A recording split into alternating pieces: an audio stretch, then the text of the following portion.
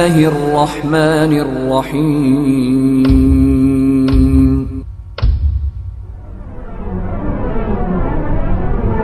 اچھا، ایک واقعہ اور کمال کا پیش ہے اور آپ سن کر کے بولیں گے کہ واہ کیا زبردست کمال کا واقعہ ہے.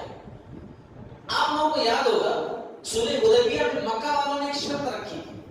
شرط یہ رکھی تھی کہ جو شخص مسلمان ہو کر کے مدینہ جائے گا مدینہ والے اس کو واپس کریں گے. مدینہ والوں کو واپس کرنا پڑے گا, نبی کو واپس کرنا پڑے گا ہمارے حوالے. اگر ہمارا کوئی بندہ اسلام قبول کر کے آپ کے پاس گیا تو آپ اس کو واپس کر دیں گے. آپ کا کوئی آدمی ہمارے پاس آیا تو ہم واپس نہیں کریں گے. تو یہ معاہدہ ٹوٹا. یہ معاہدے کے اندر جو یہ شرط تھی نا, یہ شرط بڑی مشکل تھی اور مسلمان سب سے زیادہ جو تکلیف میں ہوئے تھے اس شرط کی وجہ سے. تو یہ شرط کیسے ٹوٹا وہ اس واقعے میں ذکر کیا گیا. یہ شرط کیسے ختم ہوا اور یہ ختم کس نے کیا؟ مسلمانوں نے ختم نہیں کیا, خود آ کر کے سفارش کر کے مکہ والوں نے خود ختم کیا کہ یہ ہم ختم کر رہے ہیں, یہ والا نہیں ہونا, یہ شرط نہیں ہونا, یہ شرط نہیں ہونا اس میں سے. میں نے کہا تھا نا بیان کرتے ہوئے کہ بعد میں ہم دیکھیں گے کہ کس طریقے سے اللہ تعالیٰ نے یہ ساری چیزیں جو الٹی نظر آ رہی ہیں مسلمانوں کے حق میں سب سیدھی ہو جائیں گی. واقعی ہوا یہ کہ آپ صلی اللہ علیہ وسلم تو مدینہ آ کر کے مطمئن ہو گئے تھے کیونکہ 10 سال کی جنگ بندی, 10 سال جنگ بند, قریش کے ساتھ کوئی ٹینشن نہیں. لیکن ہاں اس بیچ میں تھوڑا پرابلم کریٹ کر رہے تھے یہودی لوگ.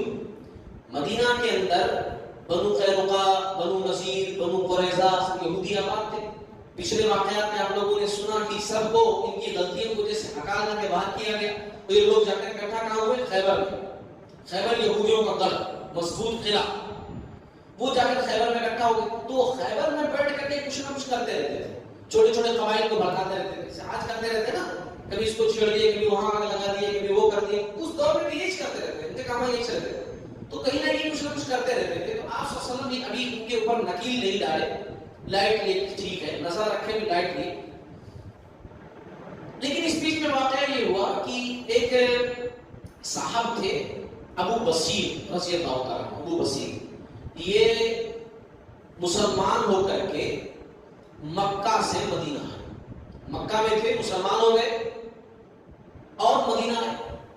اب مدینہ یہ آ گئے تو ان کے پیچھے پیچھے مکہ کے دو لوگ بھی آئے ان کو لینے کے لیے.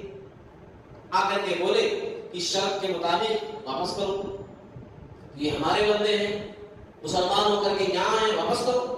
تو آپ صلی اللہ علیہ وسلم نے شرط کے مطابق واپس کر دیا.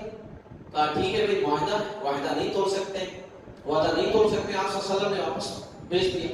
ہوا یہ کہ ابو بصیر صاحب جب رضی اللہ تعالیٰ عنہ جب واپس گئے, دو لوگ ساتھ میں تھے جو لوگ پکڑنے آئے تھے, ان کو راستے میں گئے اور اس کے بعد ایک جگہ جب پڑاؤ کیا تو ان لوگوں کی تلوار کی تعریف کرنے لگے. بولے کہ زبردست تلوار ہے تمہاری, ذرا دکھا دے تلوار اپنی. وہ بھی ذرا لوگوں کی تعریف کرو, ذرا جھاڑ پہ چڑھ جاتے ہیں. چڑھ گئے وہ, تلوار دے دیے, نہیں دینا تھا. کوئی بندہ تلوار دے دیا. تو تلوار جب ہاتھ میں آئے گی کیا کریں گے, کیونکہ جانتے ہیں پکڑ کر لے کے تو ماریں گے. تو ایسی سچویشن میں کیا کریں گے, ظاہر سی بات ہے اس کا خاتمہ تمام کیا. اور اس کے بعد جو تلوار دیا تھا اس کو مارنے کے بعد دوسرا کو بھاگا, اور اتنا زبردست بھاگا کہ بھاگ کر کے سیدھا رسول اللہ صلی اللہ علیہ وسلم کے پاس آیا ہوگا. وہ آپ صلی اللہ علیہ وسلم اس کو دیکھتے ہی, جب آپ صلی اللہ علیہ وسلم مسجد میں تھے, صحابہ بھی بیٹھے ہوئے تھے, آپ صلی اللہ علیہ وسلم نے دیکھا تو آپ صلی اللہ علیہ وسلم اس کا چہرہ دیکھ کر کے کہا, لگاتار جو وہ سفر کرتے ہوئے آ رہا تھا اس کا چہرہ دیکھ کر آپ صلی اللہ علیہ وسلم نے کہا کہ بہت خطرناک چیز دیکھ کر کے آ رہا. اس کے بعد وہ پہنچتے ہی بولا, یا رسول اللہ صلی اللہ علیہ وسلم بچائیے مجھے, بچائیے بچائیے مجھے, بچائیے. ابو بصیر نے مار دیا میرے ساتھی کو, مجھے میری جان کے خطرے میں ہے, مجھے بھی مار دے گا, آپ بچائیے مجھے. اتنے میں وہ بھی آ کر پہنچے تلوار لے کر پیچھے پیچھے. آپ صلی اللہ علیہ وسلم دیکھا کی طرح کہ مطلب کیا کریں گے. تو انہوں نے بولے, یا رسول اللہ صلی اللہ علیہ وسلم آپ نے اپنا وعدہ نبھایا, میں آپ کے پاس آیا, وعدے کے مطابق آپ نے پکڑ کر ان کے حوالے کیا. اب اللہ نے مجھے ان سے بچا لیا, اللہ نے مجھے ان سے بچا لیا. اب وہ میرا ڈیسیجن ہے کہ مجھے ان کے پاس نہیں جانا. آپ نے وعدہ نبھایا, آپ نے وعدہ خلاف نہیں کیا, آپ نے ان کے حوالے کیا. اب اللہ نے مجھے بچا لیا.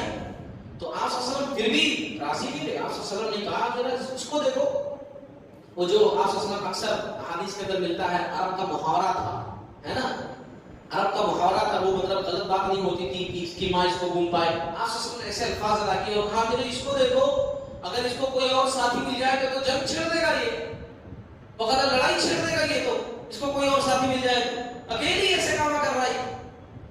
अच्छा जब ये आपसे सब बोले ना तो समझ के लगता है कि फिर पकड़ देंगे मुझे, तो इन्होंने क्या किए, उसी वक्त निकल गए वहां से और निकल करके साहिल समंदर की तरफ चले गए, दूर, मदीना से दूर साहिल समंदर की तरफ अकेले चले गए। अच्छा उधर चले गए, फिर अल्लाह की मर्जी देखो कि आपने एक नाम सुना सुलह के वाक़े में, अबू जंदल कि जो सुलह के बीच में आए थे मुसलमान होकर के, और आप ने वापस कर दिया था उनका, वहां उनको घसीटते हुए लेकर गया। अबू जंदल भी किसी तरीके से अपने आप को छुड़ा कर गया।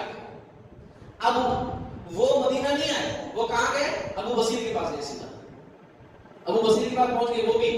अब हुआ ये कि जितने लोग इस्लाम कबूल करते, ईमान की दौलत से माला माल होते, वो मदीना नहीं आते, क्योंकि उनको पता था मदीना आएंगे तो शर्त के मुताबिक आप वापस कर देंगे, तो मदीना नहीं आते, बल्कि वो कहां जा रहे हैं, अबू बसीर के पास। वहां वो लोग कहता डेरा बना दिया वहां पर समुद्री रास्ते के करीब। और समुद्री रास्ता वो रास्ता था कि जब मक्का वाले मुल्क शाम तिजारत के लिए जाते थे तो उसी रास्ते से जाते थे, वही रास्ता था उनका, कोई दूसरा ऑप्शन नहीं था। मक्का वालों को उसी रास्ते से जाना था। अब वो धीरे धीरे जमा होते होते होते भाग भाग करके वो लोग जो मक्का वालों के जुल्म का शिकार हुए थे वहां जमा हो गए, एक टुकड़ी बन गई, उनकी एक जमात बन गई। और मक्का वालों के लिए प्रॉब्लम, मक्का वालों के लिए दर्द सब। अब जब भी मक्का वाले जाते लोग भला भला मारते, क्योंकि जाहिर सी बात है कोई मारे थे, अभी खाली नहीं मारे थे, तो ऐसे ही मारे थे इस्लाम लाने की वजह से, इस्लाम ईमान लाने की वजह से मारे थे, उनको सदाए थे, जंजीरों में जकड़े थे, छोड़ देंगे वो लोग।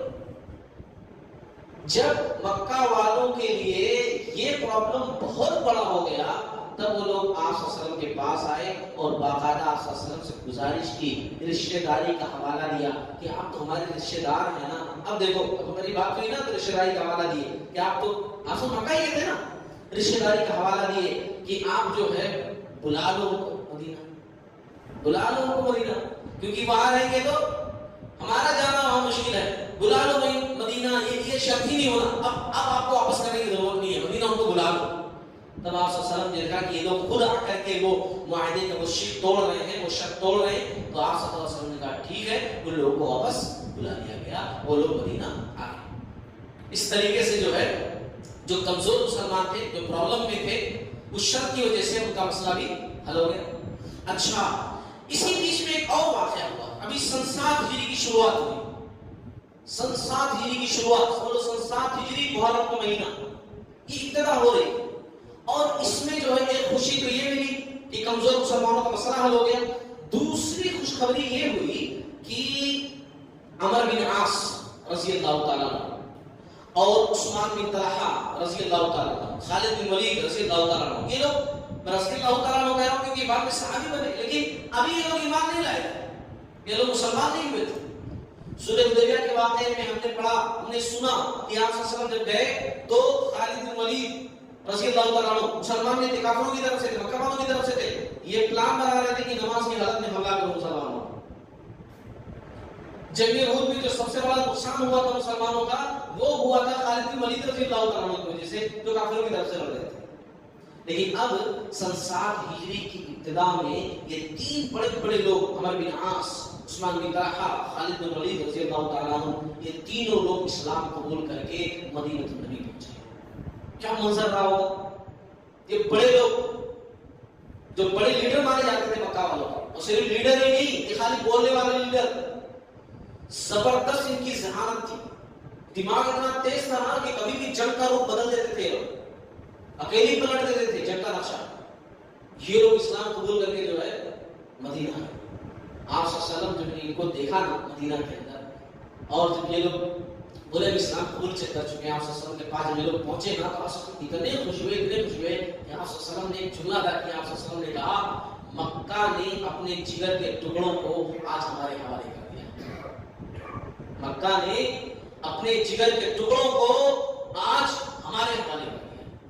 आप सल्लल्लाहु अलैहि वसल्लम ने इतनी बड़ी बात की, तो एक बहुत बड़ी चीज ही हुई। अच्छा जब अब देखिए आप, जंग बंदी है, एकदम सुकून ही सुकून है, हाँ ये फितने उठा रहे हैं, پاس کیا ان کو، اور آپ صلی اللہ علیہ وسلم نے وہ کام کیا جس کے لیے آپ صلی اللہ علیہ وسلم کو بھیجا گیا تھا. اور نبی اور رسول کو کس لیے بھیجا جاتا؟ دعوت اللہ کے. اور آپ صلی اللہ علیہ وسلم نے اسی پر فوکس کیا، کیونکہ اس کام کے لیے امن بہت ضروری ہے، اور جب امن کا ماحول ہے تو یہ کام کرنا ضروری ہے. کیونکہ آپ صلی اللہ علیہ وسلم کسی ایک بستی کے لیے، خالی عرب کے لیے، خالی مکہ کے لیے یا مدینہ کے لیے نبی بنا کر نہیں بھیجے گئے تھے. آپ صلی اللہ علیہ وسلم پوری دنیا کے لیے نبی بنا کر بھیجے گئے تھے، اور قیامت تک کے لیے نبی بنا کر بھیجے گئے تھے. وما ارسلناک الا کافۃ للناس، پوری دنیا کے لیے، سارے لوگوں کے لیے ہمارے نبی رسول بنا کر بھیجے گئے. پچھلے جو انبیاء رسول تھے وہ کسی خاص علاقے کے لیے، خاص جگہ کے لیے بس ادیش، مگر ہمارے نبی قیامت تک کے لیے پوری دنیا کے لیے بنا کے بھیجے. اسی لیے آپ صلی اللہ علیہ وسلم نے کیا کیا کہ اب عرب سے باہر جو بڑے بڑے ملک ہیں، روم ہے، ایران ہے، حبشہ ہے، یہ بڑے بڑے ممالک جو ہیں، بڑے بڑے بادشاہ ہیں، ان کے پاس آپ صلی اللہ علیہ وسلم نے دعوتی لیٹر لکھا، دعوتی خط لکھا، اسلام کا پیغام دیا اور بتایا کہ میں اللہ کا رسول ہوں، اللہ نے مجھے بھیجا ہے، تم اسلام قبول کرو. ہاں، اور صحابہ کرام نے بھی علاقائی سطح پر محنت کرنی شروع کر دی، دعوت کا کام شروع کر دیا.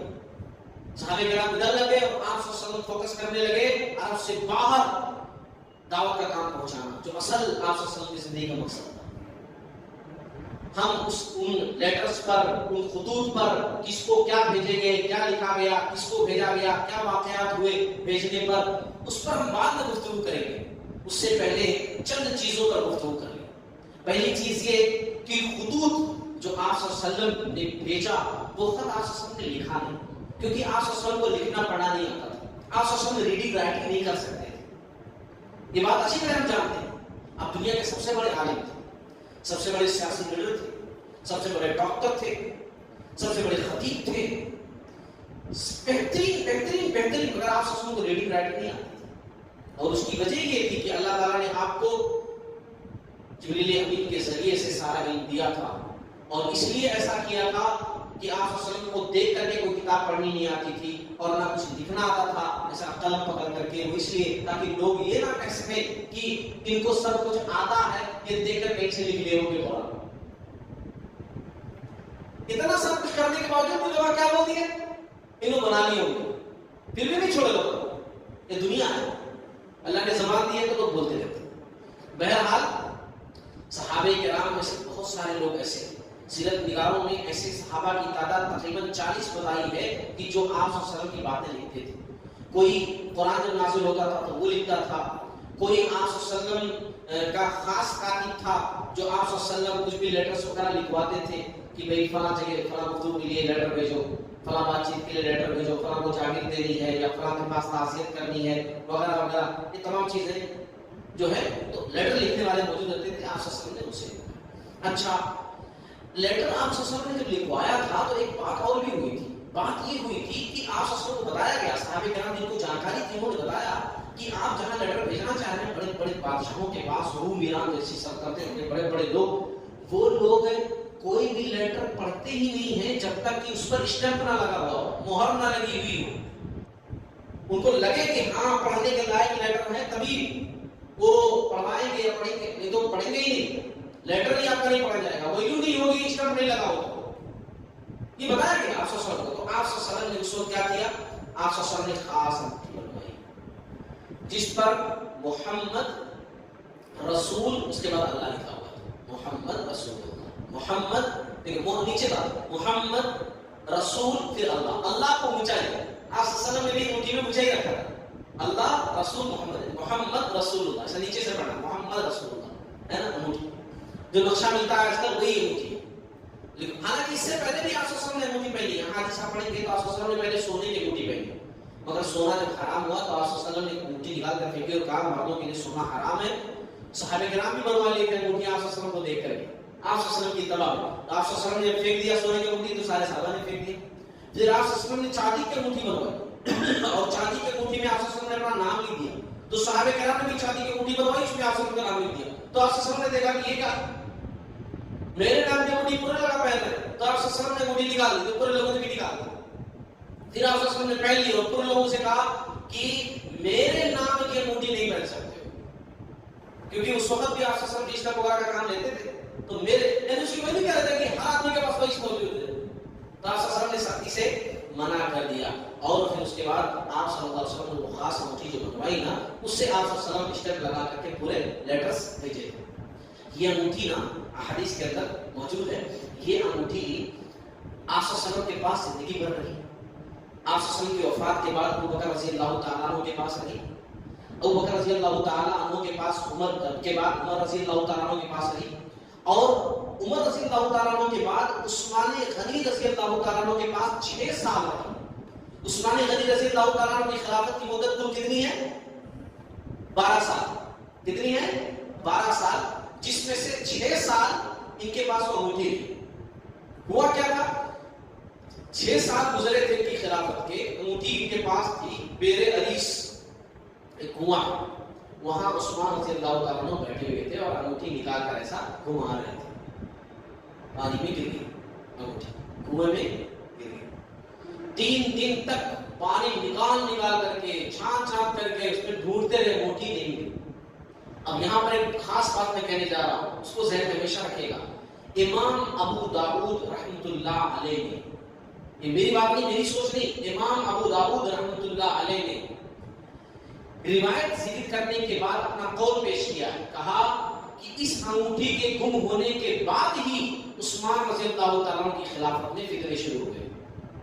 اس انگوٹھی کے گم ہونے کے بعد عثمان رضی اللہ تعالیٰ کی دور خلافت میں فتنے شروع ہوئے ہیں. اور فتنے اتنے بڑے اینڈ میں جا کر کے لاسٹ میں کہ عثمان غنی رضی اللہ تعالیٰ کو شہید کر دیا, مسلمانوں شہید کر دیا. اس انگوٹھی کے گم ہونے کے بعد فتنے شروع. جب تک یہ انگوٹھی تھی نا تب تک فتنے جو ہے شروع نہیں ہوئے تھے. اچھا, ایک آخری بات, ویسے تو آپ صلی اللہ علیہ وسلم کی زندگی میں ایسے واقعات ملتے ہیں, بلکہ لاسٹ تک آپ صلی اللہ علیہ وسلم کی زندگی کے لاسٹ تک آپ صلی اللہ علیہ وسلم نے خطوط لکھے. ایسا نہیں کہ ابھی خطوط لکھے ہیں سن 7 ہجری میں, اس کے بعد خط بند, کبھی کسی کو خط نہیں لکھا. دعوتی خطوط لکھے, اس کے بعد بھی لکھے ہیں آپ صلی اللہ علیہ وسلم. اس میں خاص طور سے اس لیے ذکر کیا جا رہا ہے جو لیٹرز لکھے, دعوتی لیٹرز بادشاہوں کے پاس بھیجے, بڑے بڑے لوگوں کے پاس بھیجے, ان کو دین کی دعوت دی, پیغام دیا, سفیر بھیج کر کے, قاصد بھیج کر کے. یہ خاص بات ہے. جدید تحقیق کے مطابق میرے سامنے ایک بات آئی کہ ڈاکٹر حمید اللہ صاحب کوئی ہے, انہوں نے کتاب لکھی ہے رسول اکرم صلی اللہ علیہ وسلم کی سیاسی زندگی. اس کے نام سے یہ ذرا مجھے بڑا اچھا لگ رہا ہے. اللہ تعالیٰ سے دعا, اللہ تعالیٰ جلد سے جلد یہ کتاب ہماری لائبریری میں پہنچ جائے, ہے نا. رسول اکرم صلی اللہ علیہ وسلم کی سیاسی زندگی, یہ جدید تحقیق کے مطابق ہے. ڈاکٹر حمید اللہ ہے, کوئی ڈاکٹر بہترین, اللہ تعالیٰ اچھا رکھے ان کو, انہوں نے یہ کتاب لکھی. تو انہوں نے جدید تحقیق کے مطابق لکھا ہے کہ ایسے لیٹرز, ایسے خطوط اسپیشل جو دعوتی نقطۂ نظر کے تھے آپ صلی اللہ علیہ وسلم نے بھیجے 250 تک تقریباً تھی, 250 تک لیٹرز جو ہے آپ صلی اللہ علیہ وسلم نے دعوتی لیٹرز بھیجے. جہاں پہنچ نہیں سکے وہاں خط کے ذریعے سے اللہ کا پیغام پہنچایا رسول اللہ صلی اللہ علیہ وسلم. اب آئندہ قسط کے اندر ہم دیکھیں گے انشاءاللہ آپ صلی اللہ علیہ وسلم نے جو خطوط لکھے, کس کو لکھے, کس کے ذریعے بھیجے, اس کا فائدہ کیا ہوا, کیا نقصان ہوا, ان تمام باتوں پر گفتگو کریں گے انشاءاللہ. اللہ تعالیٰ